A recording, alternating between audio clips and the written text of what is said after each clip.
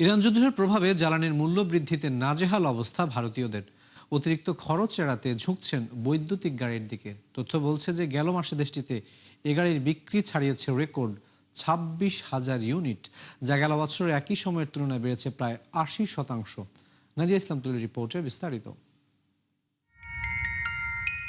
Iran যুদ্ধের কারণে সরবরাহ ঘাটতিতে ভারতে ক্রমাগত বাড়ছে জ্বালানির দাম, যার স্পষ্ট প্রভাব পড়তে শুরু করেছে দেশটির গাড়ির বাজারে। জ্বালানির মূল্য বৃদ্ধিতে বহু ক্রেতা ঝুঁকছে বৈদ্যুতিক গাড়ির দিকে। এছাড়া কিলোমিটার প্রতি কম খরচ, জ্বালানি নিয়ে দুশ্চিন্তা না থাকা এবং উন্নত পারফরমেন্স এসব দিক বিবেচনায় বৈদ্যুতিক গাড়ি কেনার হিড়িক পড়েছে দেশটিতে, যার ফলশ্রুতিতে গেল মাসে বিক্রি ছাড়ায় সর্বকালের সর্বোচ্চে।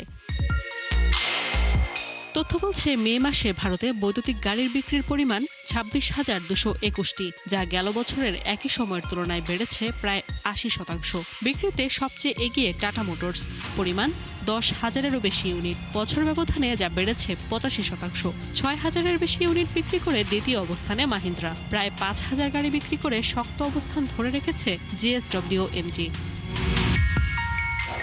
দেশটিতে বৈদ্যুতিক গাড়ির ব্যবহার বাড়লেও রয়েছে বেশ কিছু চ্যালেঞ্জ, যার মধ্যে অন্যতম চার্জিং পরিকাঠামো। গেল 3 বছরে পাবলিক চার্জিং স্টেশনের সংখ্যা 2 থেকে বেড়ে 10,000-এ পৌঁছালেও অঞ্চলভেদে এটি অসম। দেশটির 28টি রাজ্যের মধ্যে মাত্র 4টি রাজ্যেই 50%-এরও বেশি চার্জিং পয়েন্ট রয়েছে।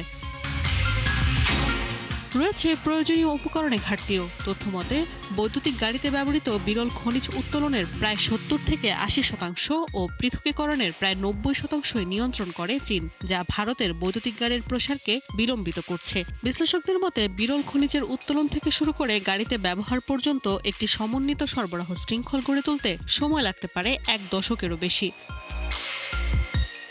এত কিছুর মাঝেও ধারণা করা হচ্ছে 2030 সালের মধ্যে ভারতে যাত্রীবাহী গাড়ির বাজারে বৈদ্যুতিক গাড়ির ব্যবহার পৌঁছাতে পারে 9%। নাদিয়া ইসলাম তুলি, 71।